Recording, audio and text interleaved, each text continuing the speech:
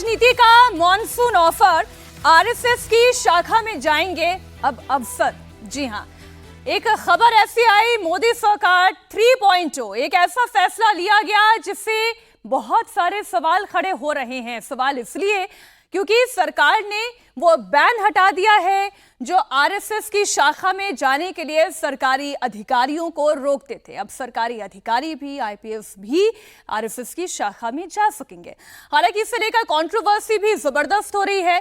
असदुद्दीन ओवैसी की अगर बात करें, उन्होंने तो साफ कहा कि जो संगठन प्लुरलिज्म में यकीन नहीं करता है, जो कम्युनिस्ट या कम्युनल आइडियोलॉजी पर चलता है, क्या वाकई में उसे ये बैन हटा देना उचित रहेगा? वो ये कह रहे हैं कि कम्युनिस्ट आइडियोलॉजी के भी बहुत सारे ऐसे संगठन हैं, क्या आप उन पर भी यही निर्णय लागू करेंगे? और इसलिए ये जबरदस्त बवाल मचा हुआ है। मतलब आप इमेजिन करिए विजय जी कि अब अगर सरकारी अधिकारी अपने दफ्तर जाने से पहले नमस्ते सदा वत्सले करना चाहेगा तो वो कर सकता है। इसकी इजाजत सरकार उसे दे रही है। हम जरा पहले असदुद्दीन ओवैसी की बाइट सुना देते हैं, उनके क्या बयान है वो एक बार बता देते हैं, फिर इस पर चर्चा आगे बढ़ाएंगे। आज ये बीजेपी की एनडीए की सरकार ये परमिट कर रही है कि गवर्नमेंट सर्वेंट्स आरएसएस के एक्टिविटीज में हिस्सा ले सकते हैं। तो ये मैं समझता हूँ ये बिल्कुल गलत है, क्योंकि आरएसएस का जो मेंबर का ओथ होता है, पहले तो मराठी में था, बाद में उन्होंने उसको संस्कृत में किया, फिर थोड़ा अमेंडमेंट्स किए। वो ओथ आपको कहता है कि वो भारत की डाइवर्सिटी को, प्लुरलिज्म को नहीं मानते। वो तो हिंदू राष्ट्र के ऊपर कसम खाते हैं। तो जो हिंदू राष्ट्र के ऊपर कसम खाता वो तो इंडियन नेशनलिज्म के खिलाफ बात कर रहा है। और मेरा मानना यह है कि जितने कल्चरल ऑर्गेनाइजेशंस है उनको परमिट नहीं करना चाहिए। तीसरी बात यह है कि ऐसे कई कल्चरल ऑर्गेनाइजेशंस है जो कम्युनिस्ट आइडियोलॉजी को मानते हैं। ऐसे कई कल्चरल ऑर्गेनाइजेशन, मिसाल के तौर पर जो जमात इस्लामी है। और आखिरी बात यह है कि इस फैसले से बात जाहिर होती है कि ये जो एनडीए के अलाइज हैं, ये लोग क्या कहेंगे इस बारे में भी? क्या वो इसको मानते हैं, उस फैसले को एक्सेप्ट करते हैं? ये उनको बताना पड़ेगा। तो अब अगर आरएसएस की शाखा में सरकारी अधिकारी जाएंगे तो बेचैनी तो बढ़ेगी ही। और ये बेचैनी क्यों है? इस बेचैनी का रिपरकशन, इस फैसले का रिपरकशन क्या है? अवधेश जी, एक रिपरकशन तो हमने सुन लिया। नहीं, देखिए ऐसा है कि असदुद्दीन ओवैसी को हम लोगों ने, पत्रकारों ने ऐसा महत्व दे दिया है जैसे सब चीज पर बोलने की वही अथॉरिटी है। जिस आदमी की पूरी राजनीति अपने को आरएसएस, संघ, हिंदुत्व विरोध पर टिकी है, उसकी ओर से कैसी प्रतिक्रिया आएगी? देखिए आखिर 1966 के पहले भी इस देश में सरकार थी। 30 नवंबर 1966 को अगर ये बैन लगा था, उसके पहले भी सरकार थी। वो जो काल था ना, कांग्रेस के अंदर आंतरिक संघर्ष का काल था।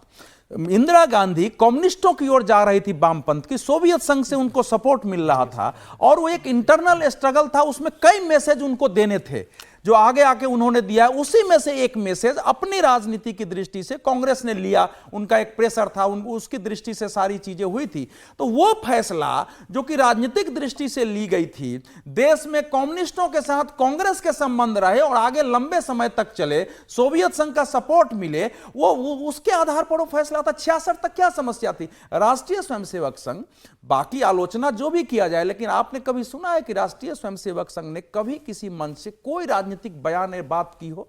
कभी कोई बात, किसी को वोट देना है, किसी पॉलिटिकल पार्टी नेता का विरोध करने का, किसी केंद्रीय अधिकारी का एक बयान दिखा दीजिए। एक रचनात्मक संगठन है, जो संगठन देश के हित में काम करता है, देश में सेवा के काम करता है आपदाओं पर, देश में ऐसे लोग तैयार करता है जो संपूर्ण जीवन देश के हित में लगा दें। और हजारों लाखों वैज्ञानिक, सेना में लोग, शिक्षा में लोग, पत्रकारिता में, बौद्धिक क्षेत्र में, दुनिया भर में वो काम कर रहे हैं।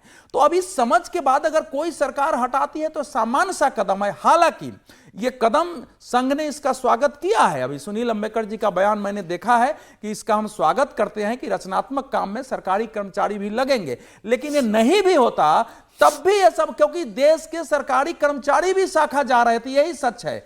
66 के बाद कभी ये 1975 से वो काल को छोड़ दिया जाए, आपातकाल को, तो कभी ये साकार हुआ ही नहीं। सब जा रहे थे, सब काम कर रहे थे, आगे भी काम करेंगे, करते रहेंगे। लेकिन फिर भी ये सरकार का फैसला जो 100 वर्ष पर कह रहे हैं ना, राष्ट्रीय स्वयंसेवक संघ का जो मेरे पास आया है या जितना मैंने समझा है, उन्होंने कहा है कि हमारे लिए 100 वर्ष उस रूप में मायने नहीं रखता है, क्योंकि ये जब तक धरती है हमको तब तक काम करना है। नहीं लेकिन सर, विवाद इसलिए है ना सर, विवाद इसलिए क्योंकि इसका एक पहलू ये है जिसमें ये कहा जा रहा है कि फिर तो आप ऐसे बाकी जितने भी कल्चरल ऑर्गेनाइजेशंस हैं उन सब पर फिर आप ये पाबंदी ना लगाएं कि भाई कोई पुलिस अधिकारी जाना चाहे तो वो जमात से जुड़ सकता है, या बहुत सारे ऐसे कम्युनिस्ट आइडियोलॉजी के जो संगठन हैं उसमें भी आईएएस आईपीएस चले जाए।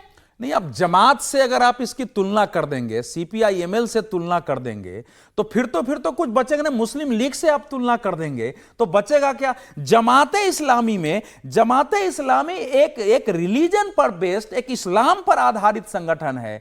राष्ट्रीय स्वयंसेवक संघ किसी रिलीजन का बेस्ड संगठन नहीं है। हिंदुत्व का अर्थ यहां रिलीजन नहीं है, वो तो एक संपूर्ण विश्व की कल्पना का विचार है। और जैसे विवेकानंद जी ने कहा था कि संपूर्ण दुनिया को अगर कोई रास्ता दिखा सकता है तो वो भारत का हिंदू है और हिंदुत्व है। तो उस रूप में हम लेते हैं जमाते इस्लामी से, जमीयते उलमाए हिंद से। यही तो समस्या है कि हम तुलना कर देते हैं। क्या राष्ट्रीय स्वयंसेवक संघ के 1925 से आज तक के कार्यक्रम और जमाते इस्लामी का कार्यक्रम और जमीयते उलमाए हिंद, इसमें क्या तुलना हो सकती है? तो ये तो बिल्कुल तुलना ही गलत है उससे। लेकिन सरकार का फैसला है, सरकार को लगता है कि उसमें जाने देना चाहिए। अगर वो देश के हित में काम करता है तो हम लोगों को उससे कोई आपत्ति नहीं होगी। लेकिन ये स्पष्ट होना चाहिए कि क्या वाकई ये कल्चरल ऑर्गेनाइजेशन है। बात विचार की भी है ना सर। मैं सुमीर जी आप ही के पास आ रही हूँ कि बात विचार की भी तो है। अब अगर मान लीजिए कोई आईएएस अधिकारी है, कोई आईपीएस अधिकारी है, वो अपनी ड्यूटी पर जाने से पहले यदि वो शाखा में जा रहा है, मान लीजिए 8 बजे वो शाखा में जा रहा है, उसके बाद 10 बजे अपनी ड्यूटी पर जा रहा है, क्या विचार प्रभावित नहीं होते हैं? जो एक सवाल पैदा किया जाता रहा है वो विचार का ही तो है, जिसे अभी अवधेश जी कह रहे हैं कि ये सांस्कृतिक है, ये रचनात्मक है। इसी को तो दूसरा पक्ष ये कहता है कि यही संगठन डिविसिव है, देखिए कम्युनल है, हिंदू राष्ट्रवाद की बात करता है। देखिए, शाखा पे जाने से प्रतिबंध हटा देना, ये इसका मतलब ये नहीं कि रोज सुबह अगर शाखा में संघ की शाखा में सुबह जाता है। संघ में सिर्फ सुबह की शाखा नहीं रखती है। संघ के अंदर तो साप्ताहिक शाखा होती है, शाम की शाखा होती है, मिलन शाखा होती है, मासिक शाखा होती है। और ये कहीं जरूरी नहीं कि संघ के स्वयंसेवक शाखा में ही जाए। संघ के स्वयंसेवक के पास अगर समय नहीं है तो वो बाहर कहीं और भी बैठ के कर सकता है। कहीं वो मिलन कर सकता है, सप्ताह में एक बार वो जा सकता है, वो रात की शाखा में जा सकता है, वो मासिक शाखा में जा सकता है। तो सिर्फ ये जरूरी नहीं कि प्रतिबंध हट गया इसका मतलब वो रोज सुबह शाखा में जाएगा। देखिए, जब 1966 में संघ के ऊपर जब प्रतिबंध लगा था तब 41 साल का संघ हो चुका था और संघ का वो विस्तार का समय था। उस समय संघ के द्वितीय सरसंघचालक गुरु गोलवलकर जी संघ प्रमुख थे। उस समय उनसे कहा गया कि आपकी शाखा पर प्रतिबंध लगा दिया गया है सरकारी कर्मचारियों के जाने के ऊपर। तो उन्होंने कहा था सरकारी कर्मचारियों के प्रतिबंध लगाने के बाद भी उनके विचारधारा को रोका नहीं जा सकता, संघ का विस्तार जारी रहेगा। और उस समय कांग्रेस की सरकार ने क्यों लगाया था? कांग्रेस की सरकार को यह लग रहा था और जो मैसेज दिया गया था कांग्रेस की सरकार को कि जनसंघ तेजी से आगे बढ़ रहा है और आपकी सत्ता के लिए सबसे बड़ी चुनौती जनसंघ है। उस समय तो भारतीय जनता पार्टी थी ही नहीं, 1960 में जनसंघ था। तो जनसंघ की जो ताकत बढ़ रही है उसके पीछे राष्ट्रीय सेवक संघ की ताकत है और उसके स्वयंसेवक और उसके प्रचारक जनसंघ को ताकत दे रहे हैं और आने वाले दिनों में यह कांग्रेस के मुकाबले में सत्ता में आ सकता है। तो जनसंघ को रोकने के लिए, उसकी ताकत कम करने के लिए सरकारी कर्मचारी न जाए और उसकी ताकत रोकने के लिए सरकारी कर्मचारी को रोकने का आदेश दिया गया था। मुझे लग रहा है उसके बाद भी संघ अपनी दिन दुगनी रात चौगुनी गति से बढ़ता रहा। संघ की ताकत सिर्फ सरकारी कर्मचारियों को जाने से रोकी नहीं जा सकी, समाज का हर वर्ग संघ से जुड़ता रहा। संघ चूंकि सामाजिक सांस्कृतिक संगठन है, समाज के सभी हिस्सों में काम करता है, प्राकृतिक आपदाओं में काम करता है, हर वर्ग से जुड़ता है। तो समाज के अंदर सब वर्ग संघ से जुड़ता चला गया। और आज जब अगले साल 2025 में जब संघ अपने स्थापना के 100 साल पूरेगा तो दुनिया का सबसे बड़ा अनुशासित संगठन बनने की ओर पहुंच गया है। मुझे लग रहा है इतने सालों बाद संघ से अगर प्रतिबंध हटा है तो अब ऐसा नहीं कि प्रतिबंध हटने के बाद अब संघ का विस्तार बहुत तेजी से होगा। संघ की जो अपनी गति है, संघ का जो अपना काम है वो निर्विवाद चलता रहता है। तो लेकिन संघ अपनी ताकत से अपने स्वयंसेवक के दम पर 100 साल पूरे करने जा रहे हैं। पीयूष गोयल इसी मुद्दे पर कुछ कह रहे हैं, एक बार हम वो सुन लेते हैं। जो राष्ट्रवादी और देशभक्ति के खिलाफ रहा है, इस प्रकार की विचारधारा के लिए भारत में कोई जगह नहीं है। और राष्ट्रीय स्वयंसेवक संघ जो एक देशभक्त संस्था है, जो एक सांस्कृतिक संस्था है, जिसका हर स्वयंसेवक देशभक्ति से ओतप्रोत रहता है, उस संस्था में कोई भी व्यक्ति भाग ले उसका स्वागत होना चाहिए। और मैं बधाई देना चाहूंगा माननीय प्रधानमंत्री नरेंद्र मोदी जी को, माननीय गृह मंत्री अमित शाह जी को, जो उन्होंने इस निर्णय को लेकर राष्ट्रीय स्वयंसेवक संघ में भाग लेने के लिए सभी को छूट दी है। लेकिन सर, जिस तरह से विपक्ष लगातार, तो ये सरकार का ऑफिशियल वर्जन है। आपने पीयूष गोयल को भी सुना, हर्षवर्धन जी, लेकिन जब बात राष्ट्रवाद की आती है उसमें कोई आपत्ति नहीं है। समस्या तब पैदा होती है जब विरोधी ये कहते हैं कि बात केवल राष्ट्रवाद की नहीं है, बात यहां हिंदू राष्ट्रवाद की आ जाती है। आप किसी एक धर्म की आइडेंटिटी के साथ जोड़कर संघ को देखने लगते हैं, फिर उसे कम्युनलिज्म से जोड़ने लगते हैं। नहीं, मुझे लगता है कि देखिए, ये तो एक सोची समझी साजिश, और कई बार मैं ये सवाल खड़ा करता हूँ कि अगर नाथूराम गोडसे जैसे हत्यारे ने महात्मा गांधी को गोली नहीं मारी होती और कांग्रेस इसी तरह चलती रही होती, तो गांधी जी के क्या विचार होते कांग्रेस के बारे में, और तब कैसे इस देश की राजनीति बदलती। किसको नुकसान हुआ गांधी जी की हत्या से? गांधी जी की हत्या के ऊपर संघ के ऊपर प्रतिबंध लगा।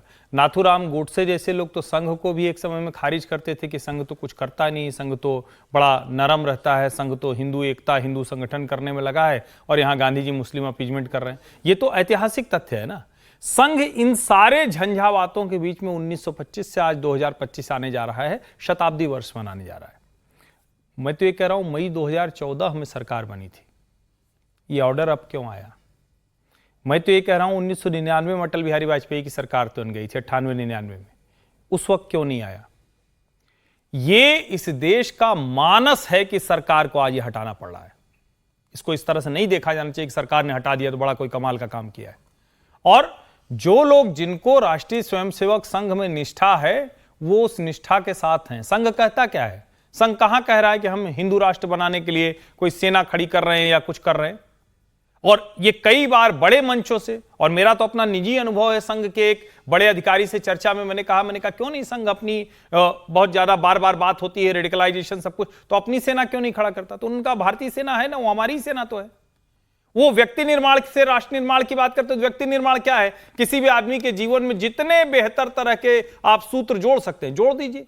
संघ की शाखा में क्या होता है? भारत के नायकों के बारे में बताते हैं, उसके साथ शाखा शरीर ठीक रहे, थोड़ा सा दंडाभ्यास कराते हैं, थोड़ा सा शरीर ठीक रहे, बुद्धि ठीक रहे, उसका विकास कराते हैं। भगवा ध्वज जब कहते हैं तो कोई व्यक्ति भी नहीं है वहां तो 2 सरसंघ चालक के बाद तीसरे की फोटो भी नहीं लगती। अब इसके बावजूद अगर आप संघ को कम्युनल कहना चाहते हैं तो इसमें पॉलिटिक्स है। इस हटाने को आप देर से लिया गया, और मैं तो मानता हूं इसका कोई मतलब ही नहीं है। इतने समय से संघ काम कर रहा है, और कहीं भी देश के किसी भी हिस्से में, क्या ये एक उदाहरण है कि जंगल सत्याग्रह में डॉक्टर केशवराव बलिराम हेडगेवार के भाग लेने से लेकर जवाहरलाल नेहरू जी के समय, इंदिरा गांधी जी के समय, क्या अलग अलग समय पर संघ की प्रतिष्ठा, संघ के जो इस भारत के निर्माण में जो भूमिका है उसको नहीं कहा गया? संघ के विचार से जुड़े जो अलग अलग क्षेत्रों में संगठन है, उन्होंने कमाल का काम किया है, उनकी क्या भूमिका नहीं रही? उसके बावजूद अगर एक सरकारी कागज आप करना चाहते हैं तो ये लाल फीताशाही थी, पॉलिटिक्स थी। अच्छा है कि मोदी सरकार ने अभी 10 साल बाद ये निर्णय लिया, लेकिन मैं तो कहूंगा कि ये होना ही क्यों चाहिए था। ये उस फ्रॉड सेकुलरिज्म का एक और उदाहरण है। मुझे लग रहा है आज के कार्यक्रम में जितनी भी हमने चर्चा की है, fraud secularism was the favourite word. Harshvardhan ji ने आज नहीं, मैं तो कह रहा हूं, मैं जितनी बातें बोल रहा हूं उसको सोच के देखिएगा, ये है फ्रॉड सेकुलरिज्म की नहीं है। और मैं तो कह रहा हूं अगर नहीं हो तो मुझे टैग करके लिखिएगा कि आप गलत कह रहे हैं। एक और खबर जिस पर चर्चा करनी आवश्यक है, बिहार को विशेष राज्य का दर्जा। बिहार सरकार बार बार कहती है, सरकार से ये अप्रोच करती है कि उसे स्पेशल स्टेटस का दर्जा मिलना चाहिए, लेकिन केंद्र सरकार की तरफ से ये स्पष्ट कर दिया गया है कि उन्हें विशेष राज्य का दर्जा नहीं दिया जाएगा। जेडीयू के नेता लगातार ये मांग कर रहे थे कि बिहार को विशेष राज्य का दर्जा मिले, लेकिन केंद्र की ओर से बिहार के मुख्यमंत्री नीतीश कुमार की पार्टी को एक तरह से फाइनल जवाब दे दिया गया है। झंझारपुर से जेडीयू के सांसद रामप्रीत मंडल के सवाल के जवाब में वित्त राज्य मंत्री पंकज चौधरी ने लोकसभा में लिखित जवाब में कहा, बिहार को विशेष राज्य का दर्जा नहीं मिल सकता। एनडीसी के मानकों का इस लेटर में जिक्र किया गया और साफ शब्दों में जवाब दिया गया कि बिहार को स्पेशल स्टेटस नहीं मिल सकता। और ये बात तो विजय जी लंबे समय से हम सभी चर्चा कर रहे हैं, कहानी कुर्सी के में आपके साथ हम लोगों ने लगातार ये चर्चा की कि जो मानक है उस मानक के ऊपर बिहार राज्य खरा नहीं उतरता, इसलिए स्पेशल स्टेटस तो नहीं मिल सकता। लेकिन हाँ, अब नीतीश कुमार ये कह रहे हैं स्पेशल स्टेटस ना सही तो विशेष पैकेजेस ही दे दे। विजय जी, मीनाक्षी जी, यही तो चाह ही रहे थे वो। नीतीश कुमार जी कोई नए राजनेता, नए मुख्यमंत्री ऐसा तो है नहीं। वो भारत सरकार के कानूनों को, भारत सरकार की स्थितियों को, स्पेशल स्टेट का जो दर्जा है, वो सब कुछ जानते हैं। लेकिन वो एक पॉलिटिकल डिमांड होती है कि वो की जाए, और वो पॉलिटिकल डिमांड न नीतीश कुमार जी के लिए है, न नरेंद्र मोदी के लिए, वो तेजस्वी यादव के लिए है, वो चिराग पासवान के लिए है कि कहीं वो लोग ये ना कहें कि नीतीश जी आप स्पेशल कुछ मांग ही नहीं रहे इस सरकार की गोदी में बैठे हुए हैं। तो वो ये बात लगातार केवल इसलिए कर रहे हैं, और सरकार को भी पता है, मुख्यमंत्री जी को भी पता है कि वो नहीं मिलेगा, और उसके बहाने ये भी होगा भाई हमने कम से कम एक स्पेशल पैकेज तो ले लिया। प्रधानमंत्री जी भी उनको कहें कि चलिए इस पर काम कीजिए, और वो भी अपनी सरकार में, राज्य में बता सके देखिए हमने स्पेशल पैकेज ले लिया है, 60,000 करोड़ मिल गए, 50,000 करोड़ के। तो वो उस तरह की डिमांड है। और मैं बार बार कहता हूं कि जो इस तरह की मांग होती है जिसका संभव नहीं होता, नीति आयोग के फैसले और finance commission, 14th finance commission ने जिस तरह से स्पेशल पूरी तरह से बताई स्थिति कि कौन कौन राज्यों को मिल सकता है, उसका मतलब होता है कि जिस दिन इसको आप नोट कर लीजिए, जिस दिन आपको उस सरकार से नाता तोड़ना हो, रिश्ता तोड़ना हो, उस दिन ये काम आएगा कि हम इतने दिन से आपसे कह रहे थे कि स्पेशल स्टेटस दे दीजिए राज्य को, है ना, नहीं दिया, इसलिए अब हम इस सरकार के साथ नहीं रह सकते। अब वो 10 साल लगते हैं, 20 साल लगते हैं, 5 साल लगते हैं, 6 महीने लगते हैं। जब तक सरकार में है तब तक नीतीश कुमार इस मांग के लिए कोई दबाव, हाँ, इसका मतलब कोई झटका नहीं है। ये तो मतलब आपस की सहमति थी, तुम्हारा भी काम पूरा, हमारा भी काम पूरा। देखिए, नीतीश कुमार कोई पहली बार तो भारतीय जनता पार्टी को समर्थन दे नहीं रहे, या भारतीय एनडीए के पहली बार तो हिस्सा नहीं है। वो पहले से भारतीय जनता पार्टी के साथ बिहार में जुड़े, और वो पहली बार तो विशेष राज्य का दर्जे की मांग नहीं कर रहे। वो उनका बार बार कहना था कि जब झारखंड अलग हुआ है बिहार से, उसके बाद से बिहार की आर्थिक स्थिति कमजोर हो गई है, रेवेन्यू कम हो गया है, तो हमें जिया जाए। जो चंद्रबाबू नायडू मांग कर रहे हैं वो भी यही कह रहे हैं कि भाई जब से तेलंगाना अलग हो गया है, हमारा रेवेन्यू का लॉस हो गया है, तो हमें विशेष राज्य का दर्जा दे दिया जाए। नीतीश कुमार को पहले भी भारतीय जनता पार्टी ने बात बता दी, बार बार बता दिया कि विशेष राज्य का दर्जा दिया नहीं जा सकता। अब नीतीश कुमार का यह मानना है कि भाई अगर आप विशेष राज्य का दर्जा नहीं सकते हो तो मैं आर्थिक रूप से कोई मदद कर दो। अब केंद्र सरकार के पास अनुच्छेद 275 में यह अधिकार है कि अगर कोई राज्य फाइनेंशियली वीक है, उसे कोई पैसों की ज्यादा जरूरत है, तो वह ज्यादा पैसा उस राज्य को दे सकता है। मुझे लग रहा है कि जिस तरीके से चंद्रबाबू नायडू को मदद की जा रही है, कुछ नए प्रोजेक्ट उनको दिए जा रहे हैं। अब बजट कल आने वाला है, तो कल मालूम पड़ेगा कि बजट में किस तरीके से नए ज्यादा पैसा किस राज्य को दिया जा रहा है, किस योजनाओं के माध्यम से दिया जा रहा है। नीतीश कुमार को भी किसी ना किसी योजना के माध्यम से पैसा दिया जाएगा, और नीतीश कुमार इस बात को जानते हैं। और जब उन्होंने समर्थन दिया होगा तो उसके पहले भी उन्हें बता दिया गया होगा कि भैया विशेष राज्य की बात मत करना, आप बिहार में हमारे साथ गठबंधन में हम भी है, केंद्र भी अब हमारे साथ सरकार में हो, अगला विधानसभा चुनाव में मिलकर साथ लड़ना है। बार बार विशेष राज्य की दर्जा करके आप लालू प्रसाद, तेजस्वी और कांग्रेस को कहने का मौका मत दीजिए। आपको जो मदद चाहिए केंद्र सरकार देगी, और भारतीय जनता पार्टी जानती है कि बिहार में भारतीय जनता पार्टी को सरकार बनाना है। नीतीश जी का राजनीतिक भविष्य बहुत ज्यादा नहीं है, बिहार की भारतीय जनता पार्टी भी जानती है इस बात को। तो मुझे लग रहा है कि बिहार के लिए केंद्र सरकार अब बजट में कोई एडिशनल सहायता देगी, वो विशेष राज्य का दर्जा नहीं होगा, एक पैकेज होगा जो किसी और नाम से दिया जाएगा। जो आर्थिक मदद चाहिए वो बिहार को मिल जाएगी। इसका मतलब तो यही है कि ये तो याद रखिए कि नीतीश कुमार जी भारतीय जनता पार्टी की वजह से मुख्यमंत्री हैं। नहीं, मैं तो कह रहा हूं कि ये याद रखिए कि नीतीश जी भारतीय जनता पार्टी के ही मुख्यमंत्री हैं। और नीतीश की वजह से प्रधानमंत्री बने हुए, भाजपा ने अपनी लीडरशिप तक नहीं डेवलप की। और स्वर्गीय सुशील मोदी जी अब चूंकि अब नहीं रहे, इसलिए नहीं तो उनकी तो भूमिका यही होती थी। डेमोक्रेटिक तरीके से तो वो भारतीय जनता पार्टी की वजह से मुख्यमंत्री है ना, कम से कम।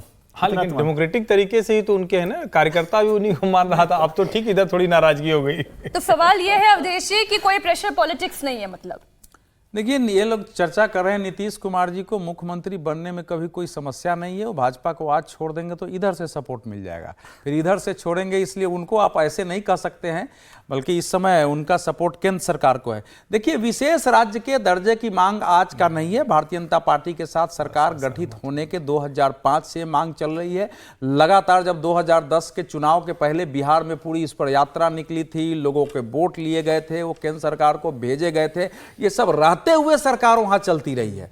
केवल 2015 का चुनाव जब वो लड़ रहे थे भारतीय जनता पार्टी से अलग होकर आरजेडी के साथ विधानसभा का चुनाव, तब उन्होंने इसको जरा दूसरे रूप में उठाया था। और आज आरजेडी का ये प्रेशर होता है कि नीतीश जी हैं तो अब मांग करेंगे कि नहीं करेंगे। अब तेजस्वी यादव जी ने कहा कि नीतीश जी चले, हम भी उनका साथ इसमें देंगे। तो एक पॉलिटिक्स का हिस्सा है। जो स्पेशल पैकेज है, पहले भी बिहार को स्पेशल पैकेज मिला, अटल जी के समय स्पेशल पैकेज मिला है, ये सरकार आई है तब स्पेशल पैकेज मिला है। नीति आयोग ने बिहार को लेकर एक स्टडी करा करके कहां कहां किस चीज की आवश्यकता है, उसके आधार पर बिहार में जो हाईवेज हैं और उस ढंग से काफी डेवलप हुए हैं पैकेज में, उसके आधार पर कई पुरानी जो फैक्ट्रियां बंद थी उनको मदद देके खड़ा किया गया है। चीनी मिलों को खड़ा करने की कोशिश हो रही है। तो पैकेज पहले भी है, लेकिन फिर भी इस समय एक मांग है और उस मांग की ओर सरकार ध्यान देगी, कुछ देगा। तो हमेशा लेकिन इसमें पॉलिटिक्स कुछ नहीं है। पॉलिटिक्स इतना ही है कि आरजेडी इसको लेके मुद्दा बना के आगे ना बढ़ जाए कि हम ये मांग अब छोड़ चुके हैं। मैं वही कह रही थी कि सर पैकेज तो हमेशा से ही रहता है, बस उसके आगे विशेष लगा देते हैं तो फिर वो विशेष पैकेज हो जाता है। और मौजूदा पॉलिटिक्स के लिहाज से ये विशेष पैकेज कल कितना मिलता है वो बजट आएगा ही, 24 घंटे का ही इंतजार महज बाकी है।